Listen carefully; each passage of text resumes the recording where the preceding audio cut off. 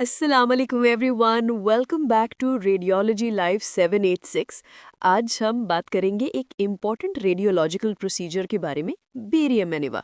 ये test large intestine यानी colon और रेक्टम के एक्सरे स्टडी के लिए यूज़ होता है। What is a barium enema? Barium enema एक रेडियोग्राफिक स्टडी होती है कोलन और रेक्टम की। इसमें एक special contrast agent barium sulphate liquid rectally insert किया जाता है। कई बार एयर भी यूज़ होती है जिससे कोलन डिस्टेंड हो जाता है और इनर लाइनिंग क्लियरली विजिबल होती है। पर्पस होता है किसी भी एबनॉर्मेलिटी जैसे पोलिप, ट्यूमर या अल्सर को डिटेक्ट करना। Indications, when and why it's done. अब सवाल यह है कि बेरियम एनिमा कब किया जाता है।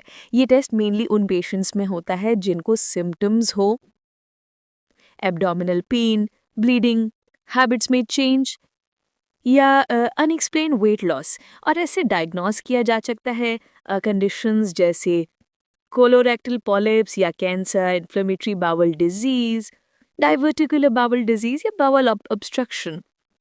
Contraindications, way not to perform.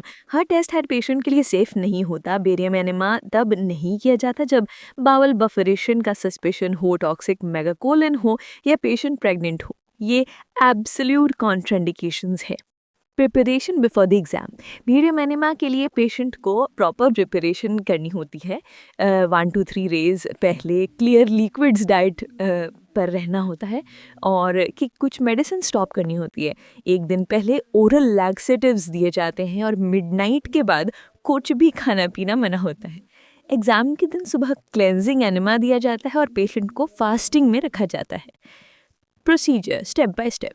Procedure के टाइम पेशेंट को एक्सरे टेबल पर लेटाया जाता है। रेक्टम में ल्यूब्रिकेटेड ट्यूब इंसर्ट की जाती है और रिटेंशन के लिए एक छोटी बलून इन्फ्लेट की जाती है। फिर बेरियम लिक्विड धीरे धीरे फ्लो किया जाता है और एयर भी ऐड की जा सकती है। इसको डीसीबी कहते हैं। पेशेंट को डिफरेंट पोजीशन में टर्न करने का बोल आ जाता है ताकि कोलन के हर पार्ट का इमेज मिले।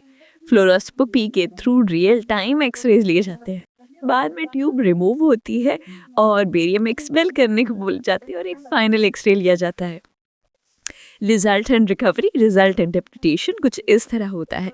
अगर कोलन लाइनिंग नॉर्मल है तो रिपोर्ट्स नेगेटिव या नॉर्मल।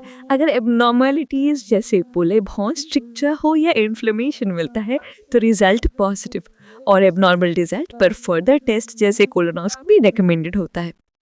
प्रोसीजर के बाद पेशेंट को वाइट या लाइट ग्रे स्टूल 1-2 दिन तक आ सकता है। ये नॉर्मल है।